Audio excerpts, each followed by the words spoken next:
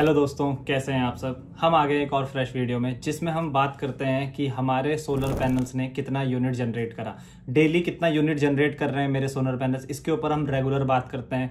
आप मेरी past series भी देखना चाहेंगे तो 16 वीडियो मैं इसके ऊपर बना चुका हूँ। ये 17th वीडियो है और फरवरी से लेकर मार्च तक और आगे आने वाले टाइम में कितना यूनिट मेरे पैनल्स बना रहे हैं इस वीडियो पे हम बात करते हैं। आप भी इस वीडियो को देखकर ये जान सकते हैं कि आपके पैनल्स सही काम कर रहे हैं नहीं काम कर रहे हैं, आपके पैनल्स की क्वालिटी सही है या नहीं है। आप जान सकते हैं इस वीडियो में, क्योंकि आप कंपेयर कर पाएंगे कि प्रोडक्शन कितना कर रहे हैं। क्योंकि पैनल्स का सबसे इंपॉर्टेंट चीज होती है उनके प्रोडक्शन। अगर उनका प्रोडक्शन अच्छा है तो इसका मतलब वो अच्छा काम कर रहे हैं। अगर नहीं कर रहे हैं प्रोडक्शन अच्छा तो इसका मतलब पैनल्स आपके डुप्लीकेट हैं या फिर उनमें कुछ खराबी है या कुछ दिक्कत है या पुराने पैनल्स हैं आपके। तो चलिए हम सीधा बात करते हैं सबसे पहले वेदर की, कि 22 तारीख को जो हमारा वेदर था मैं आपको बताऊं तो सुबह 6:30 बजे के आसपास से हमारा मॉर्निंग स्टार्ट हुई। धूप आई, बढ़िया धूप रही, 9, 10, 12 बजे तक धूप रही। लेकिन 12 से 3 बजे के बीच में बादल आ गए जिसकी वजह से प्रोडक्शन में कमी आई।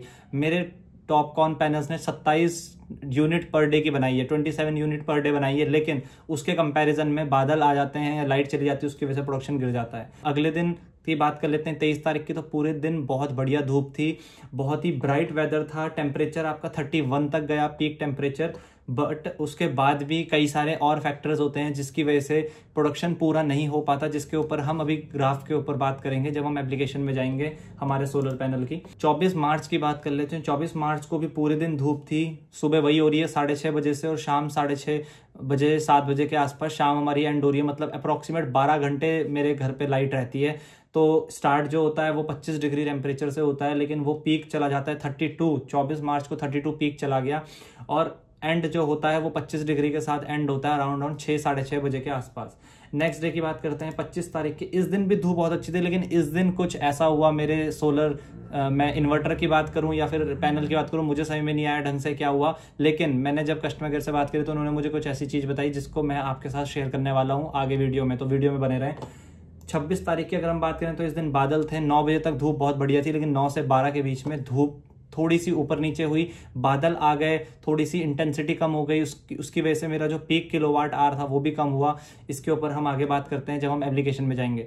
तो अब हम चलते हैं गाइस एप्लीकेशन में, कि एप्लीकेशन किस तरह से मेरा परफॉर्म कर रहा है। मेरे जो सोलर पैनल की एप्लीकेशन है पीवी ब्लिंक की, उसमें मुझे क्या रिजल्ट मिला और क्या चीज़ें मुझे उसमें देखने को मिली, हम बात करते हैं एप्लीकेशन में। हम सबसे पहले ग्राफिकल डेटा पे जाएंगे, क्योंकि ग्राफिकल डेटा ही हमको एक एग्जैक्ट चीज़ बताता है कि किस तरह से आपके पैनल कितने बजे क्या काम कर रहे हैं। तो 22 मार्च की हम बात कर रहे हैं। 22 मार्च को अगर हम देखेंगे तो 24.56 किलोवाट मेरे सिस्टम ने बनाया।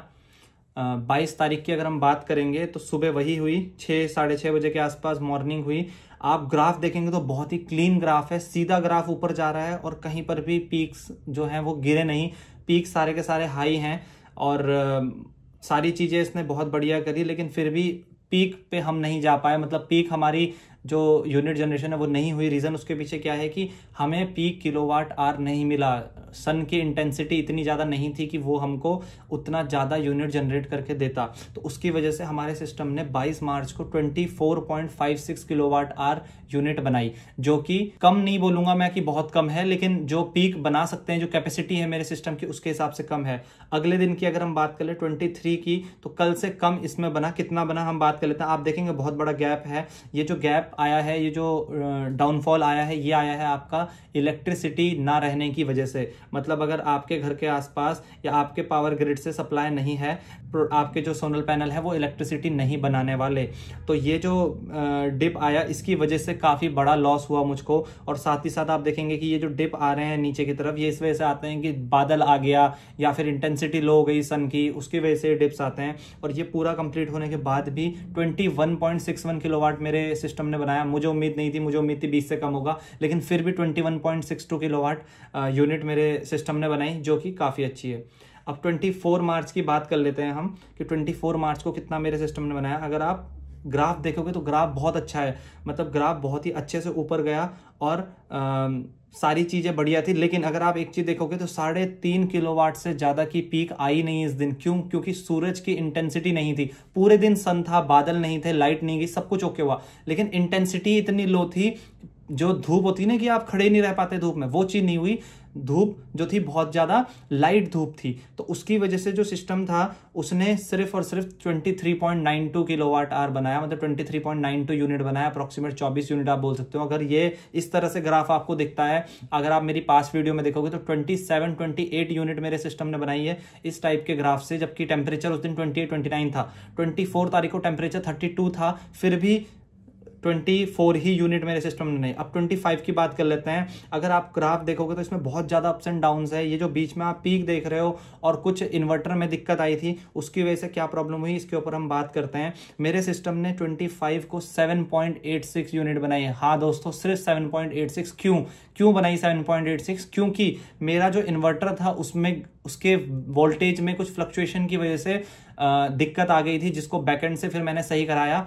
कुछ उसके सेटिंग्स में कुछ दिक्कत आ गई थी, जो इनके पत्नी इनके क्लाउड में कुछ प्रॉब्लम आई या कुछ चीज आई। जब मैंने इनके कस्टमर केयर से बात करी तो उन्होंने बोला सर आपका जो इन्वर्टर है वो काम नहीं कर रहा है, उसमें कुछ वोल्टेज की फ्लक्चुएशन आई है, कुछ ग्रिड से आई है, कुछ आपके इन्वर्टर ने मिसमैच हो गया है, जिसकी वजह से वो शट डाउन हो गया। उसकी वजह से मेरे सिस्टम ने, जो कि 20 से ऊपर बनाना था, लेकिन सिर्फ और सिर्फ कितना यूनिट बनाया? 7.86 यूनिट बनाया। अब हम 26 की बात कर लेते हैं। 26 तारीख को अगर आप देखोगे, ये जो इतने सारे आपको अप्स एंड डाउन्स दिख रहे हैं ना, ये वो चीज है जिसकी मैं बात करता हूं कि अगर इंटेंसिटी कम है या बादल रहते हैं तो ये चीज होती है। जबकि पीक की अगर मैं बात करूं तो 4.4 किलोवाट तक पीक गई, पीक बहुत ऊपर गई, पिछले वालों से ही पीक ऊपर गई मेरी। लेकिन प्रोडक्शन की बात कर लेंगे तो प्रोडक्शन सिर्फ 21.96 हुआ। क्यों हुआ इतना कम प्रोडक्शन? क्योंकि बादल आ रहे जा रहे थे, इंटेंसिटी लो थी सिस्टम की, जिसकी वजह से प्रोडक्शन में इतनी ज़्यादा कमी आई। सो गाइज, ये था मेरा 21 तारीख से 26 तारीख तक क्या प्रोडक्शन मेरे सिस्टम ने करा, इसके ऊपर का सारा डेटा। आपके सिस्टम कितना यूनिट बना रहे हैं आप मुझे कमेंट करके बताएं, ताकि हम उसको कंपेयर कर पाएं। आपके कुछ भी सवाल हैं तो आप मेरे से कमेंट में पूछ सकते हैं। बाकी ईमेल आईडी पे आप मुझे मेल कर सकते हैं। अगर आप जानना चाहते हैं चाइना कैसे इंडिया को डोमिनेट कर रहा है, तो आपके सामने वीडियो का लिंक आ जाएगा, आपके सामने वीडियो का आइकन आ जाएगा, आप उस पर क्लिक करके चाइना कैसे पूरी दुनिया को डोमिनेट कर रहा है उस पर आप जान सकते हैं। दूसरी चीज, अगर आप जानना चाहते हैं कि पीवी ब्लिंक का जो इन्वर्टर है वो किस तरह से काम करता है, तो आप मेरे चैनल को विजिट कीजिए। पीवी ब्लिंक की एप्लीकेशन समझना चाहते हैं या वाईफाई समझना चाहते हैं, उसके लिए आप चैनल विजिट कीजिए। सॉलिस इन्वर्टर के क्या रिव्यूज हैं उसके ऊपर आप जानना चाहते हैं, बेस्ट इन्वर्टर आपके लिए कौन सा आगे वीडियो आने वाली है, तो सारी वीडियोस आपको मिलेंगी। चैनल को लाइक शेयर एंड सब्सक्राइब जरूर कर लें, ताकि आप कोई भी वीडियो मिस ना करें, और जो सबसे जरूरी जानकारी है सोलर के बारे में वो आप मिस ना कर लें। So thank you so much guys, have a great day.